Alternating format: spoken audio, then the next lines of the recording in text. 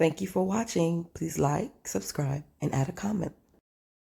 Welcome back, guys. Today I am going to be creating one of the more popular requests. This one is by popular demand. It's my cassava pone, also known as yucca pudding or cassava pudding.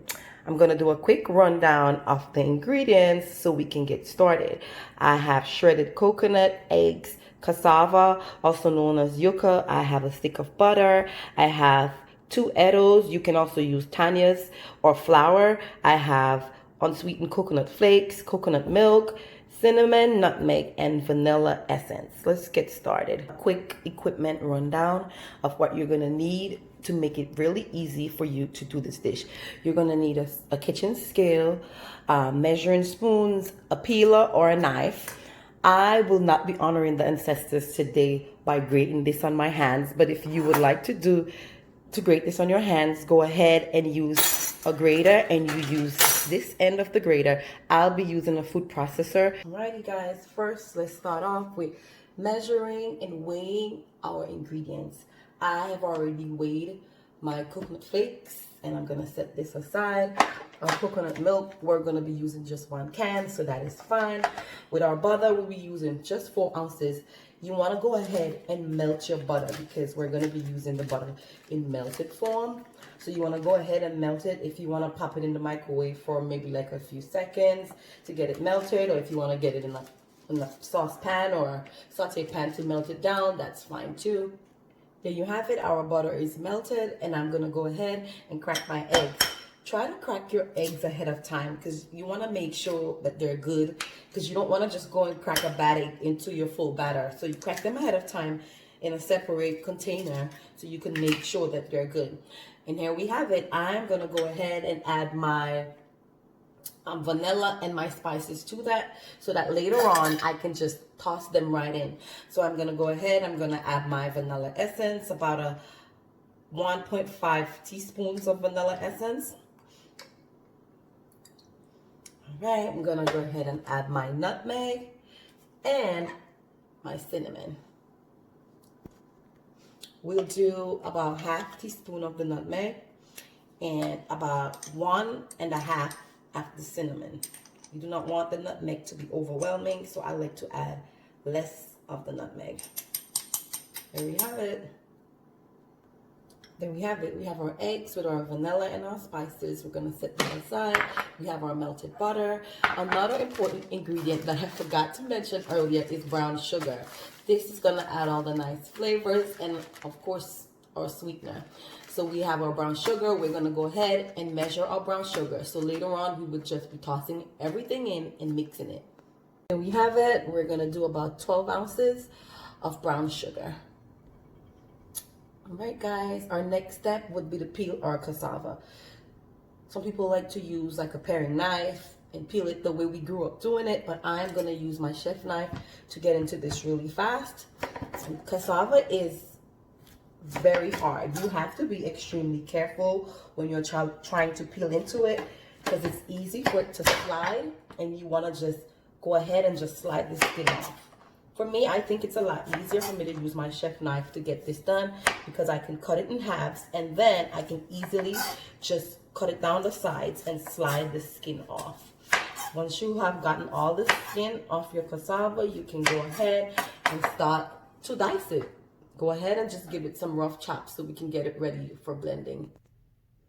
All right, this is also another way to peel your cassava really easily. If you're comfortable using a paring knife, then go ahead and just cut it in 2 and then use your paring knife to pull the skin off gently. Whatever works best for you. You can also just go ahead and use a peeler, but this is very hard. Using a peeler to peel cassava is very difficult, okay guys?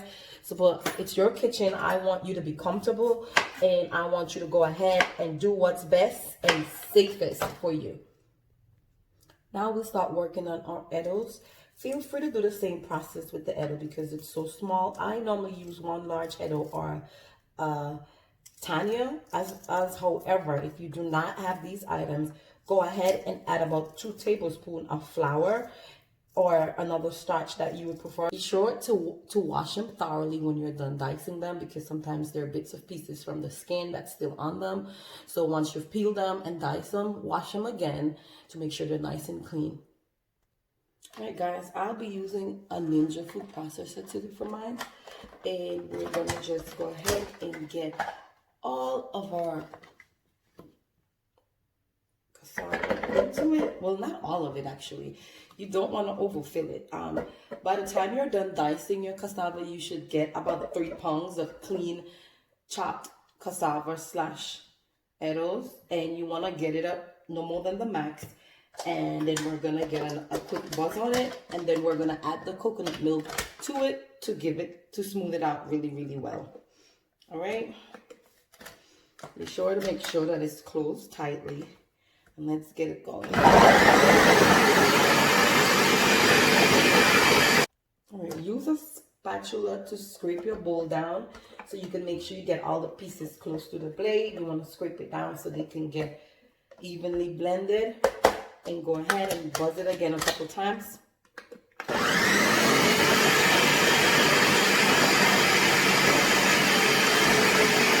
Okay, guys, once you've gotten it to a nice, it's basically looking really pulpy and blended halfway, you can go ahead and add half of your coconut milk to this. The coconut milk is gonna help to turn it into like a nice puree and get all those chunky pieces really smooth.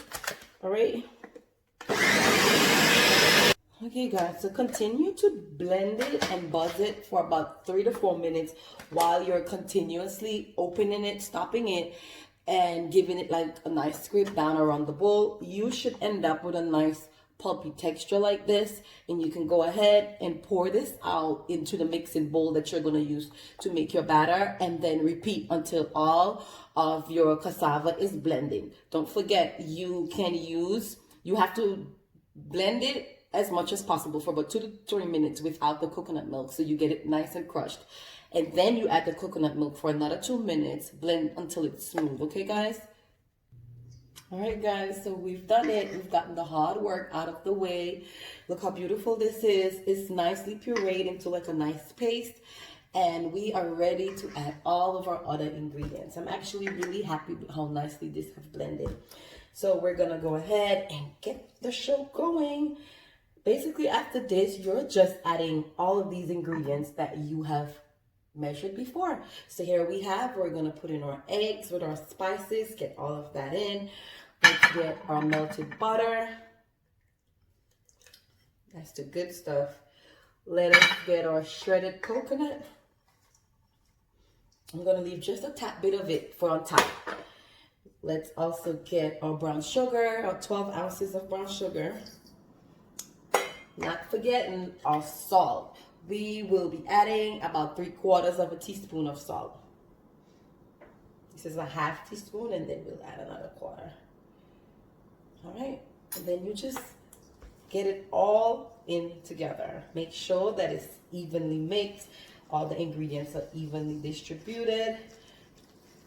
And we're well on our way to finishing it and getting this in our oven. Be sure to set your oven to about 350 degrees so it's ready by the time you're done mixing to just pop it right in.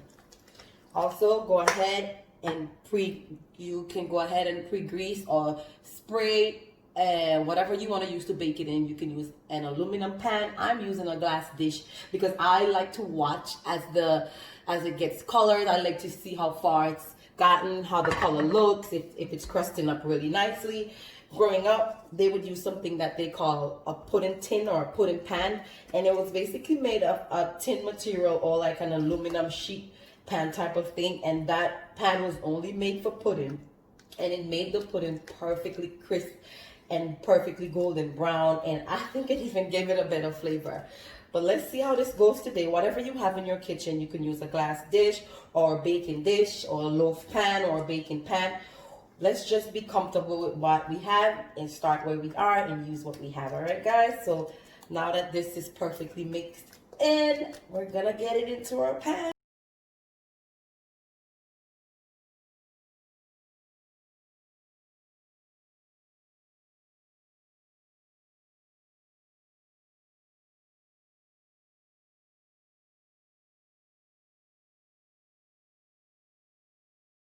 this is ready for the oven, and you can pop it in for about an hour. Feel free to check on it after about 45 minutes, and you would know it would be nice and firm to touch by the time that it's ready. So 350 degrees for an hour.